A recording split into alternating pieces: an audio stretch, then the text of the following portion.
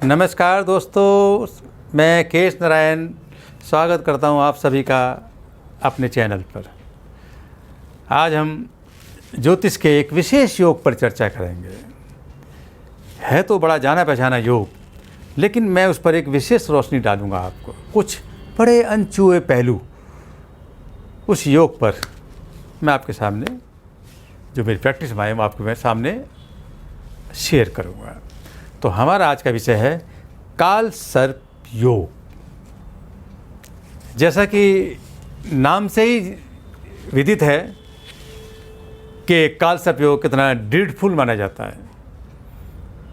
जैसे कि किसी की कुंडली में काल सर्प योग हो जाए, बस जी हॉरेबल, ये उपाय करो, ये उपाय करो, जैसे कुंडली ही सब खराब हो गई। जिस जातक की कुंडली में काल सर्प योग होता है वो तो एक तरह से ड्रीडफुल ही हो जाता है। तरह तरह के उपाय करता है, जहाँ जा वहाँ जा, एक तरह से हल ही जाता है पूरी तरह से। तो मैं आज कुछ बड़े सूक्ष्म विवेचन आपके सामने काल सर्प योग के बारे में शेयर करूँगा। तो दोस्तों, काल सर्प योग से डरने की या टेरिबल होने की कोई आवश्यकता नहीं है। काल सर्प योग कई तरह से होता है, मैं आपको बताऊंगा काल सर्प योग का। काल सर्प योग के ऐसे तो बहुत सारे इसके योग हैं। कितने प्रकार का है, 12 से, फिर 144, 12, 144, 144 के बहुत ज़्यादा जाते हैं। उसके ऊपर के विषय में बाद में बात करूँगा आपसे। मैं पहले अभी काल सर्प योग को मैं सिर्फ 2 डिवीजन में बांटूंगा, उदित एंड अनुदित।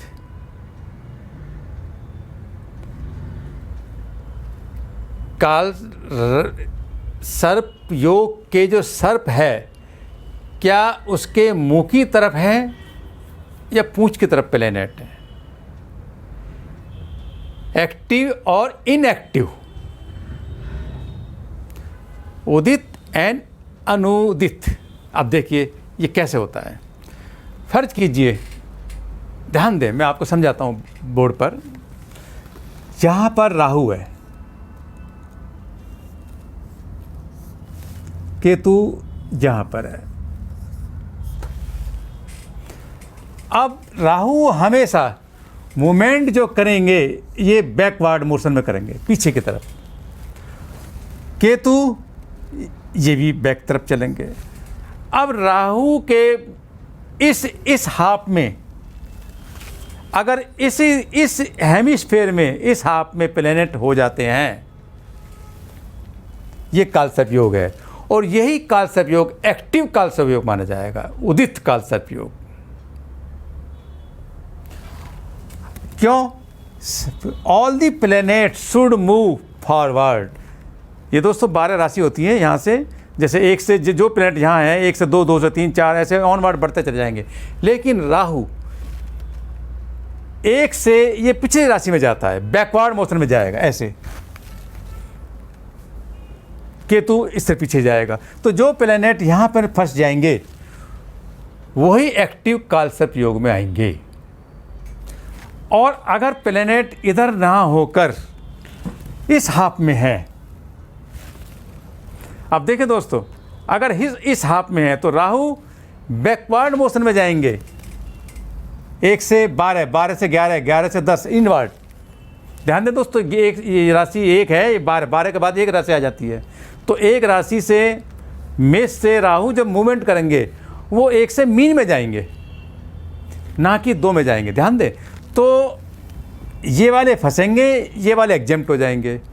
अब अगर प्लेनेट यहाँ ना होकर यहाँ पर हैं, इस जगह पर, तो ये काल सर्प योग से बच जाएंगे, एग्जेम्प्ट हो जाएंगे।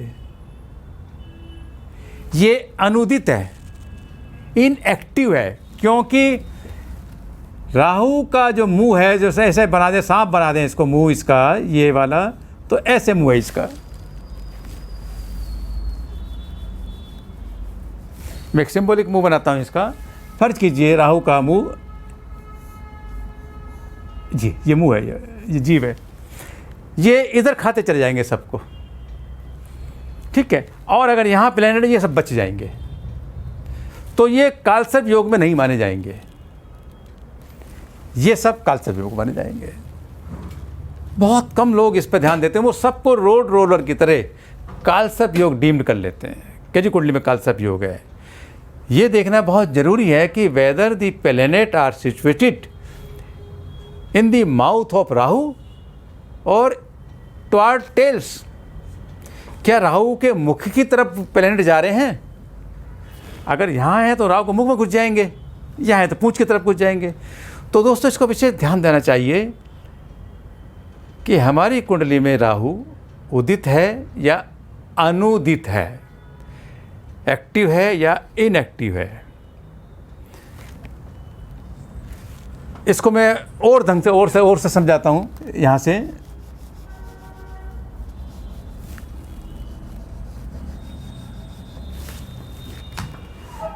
फर्ज कीजिए राहु यहाँ पर है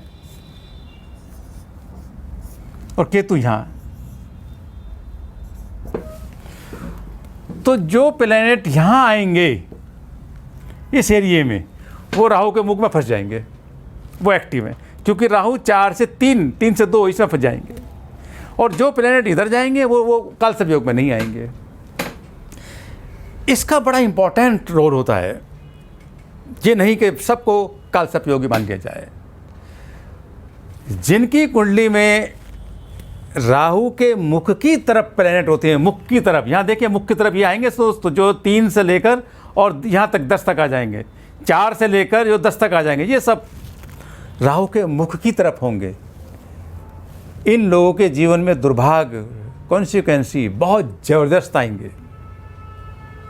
जैसे कि हर्षद मेहता की कुंडली में वो राहु के मुख की तरफ थे प्लैनेट।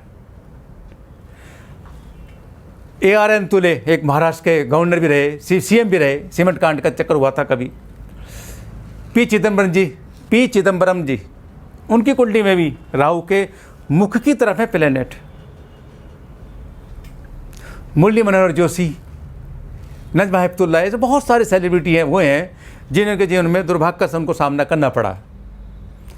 तो हमारे बहुत बड़े फिल्म स्टार रजनीकांत, उनकी कुंडली में भी है, उनको भी दिक्कतें कोई नहीं होंगी, तो कहाँ से कहाँ उठे हैं वो। तो ये राहु के मुख की तरफ प्लैनेट हैं। अब मैं आपको बताता हूँ कि राहु के मुंह की तरफ ना होकर मुंह से एग्जेम्प्ट हैं। जैसे कि बाय द वे प्लैनेट सारे यहाँ हों, 4 से लेकर और यहाँ तक प्लैनेट हों 10 तक, ये कालसर्प योग ड्रीडफुल नहीं है, ये अच्छा वाला है। आप इसको मैं ये मान के चल दीजिए, जो मैं अभी बता रहा हूँ एक्टिव इनएक्टिव, जो प्लैनेट जिस कुंडली में कालसर्प योग है लेकिन सारे ग्रह राहु के मुंह की तरफ नहीं हैं, पूंछ की तरफ हैं, मुख की तरफ ना घुस के पूंछ की तरफ हैं, उसको काल अमृत योग कहा गया है कई ग्रंथों में। देखिए कितनी बड़ी बात होगी, कहाँ कालसर्प योग, कहाँ काल अमृत योग।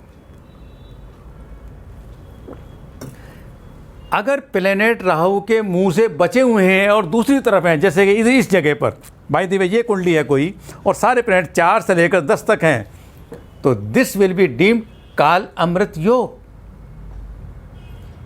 बहुत बड़ी बड़ी सेलिब्रिटी कुंडली में काल अमृत योग हुआ है दोस्तों। लिएंडर पेस, सचिन तेंदुलकर, राजेश पायलट, मुलायम सिंह यादव, नारायण दत्त तिवारी, रामविलास पासवान, शीला दीक्षित जी, जवाहरलाल नेहरू, चौधरी चरण सिंह, इवन देन लता मंगेशकर जी भी, बड़ी बड़ी महान सेलिब्रिटी की कुंडली में कालसर्प योग है। लेकिन वहाँ एक अंतर आया है बस, कि इन सब जो बड़ी बड़ी सेलिब्रिटी हैं इनके राहु के मुंह की तरफ ना हो, के टेल की तरफ हैं। फिर समझ जाइए, कंफ्यूज ना हो। इन दिस वे राहु से मतलब इसको हिंदी में ऐसे समझ जाइए, जिस राशि में आपका राहु बैठा है, जिस नंबर पर, मैं आपको बड़े लेमन तरीके से समझाता हूँ इसे, आप छोड़ दीजिए किताबी ज्ञान को, आप अपनी कुंडली में को लीजिए। कैसी भी बनी हुई, कंप्यूटर की हो, जैसे भी हो, और आपको किसी ने बता दिया कि आपकी कुंडली में कालसर्प योग है, आप खूब जगह जगह उपाय करते फिर घूम रहे हैं, गया दिन कहाँ कहाँ जा रहे हैं, आप सिर्फ एक चीज़ जरूर देख लीजिए। फर्ज कीजिए आपकी कुंडली में राहु 9 नंबर पे बैठे हैं। अब यहाँ चेक कीजिए कि क्या राहु के हमारे सारे जो प्लेनेट हैं, राहु से पीछे गिनती शुरू कर दीजिए, विलोम में, रिवर्स, 9 से 8, 7, 6, 5, 4, 3, 2, 1। क्या प्लेनेट इधर बैठे हैं? ध्यान दें दोस्तों, अगर राहु से विपरीत डिक्रीजिंग में प्लेनेट बैठे हैं, जिस राशि में राहु बैठे हैं उससे डिसेंडिंग डिक्रीजिंग नंबर्स में प्लेनेट बैठे हैं, तो वो कालसर्प योग है। Because Rahu will move in decreasing राशि, डिसेंडिंग ऑर्डर। 9 से 8 में जाएंगे तो 8 वाले को ग्रिप में लेंगे, 7 में जाएंगे ग्रिप में लेंगे, तो this will be treated deemed as Kaalsarp yog. अब दूसरी बात सुन लीजिए, आप अपनी कुंडली खोलिए, मैं चलो धनु में ही बैठे हैं आपके राहु, 9 नंबर में बैठे हैं।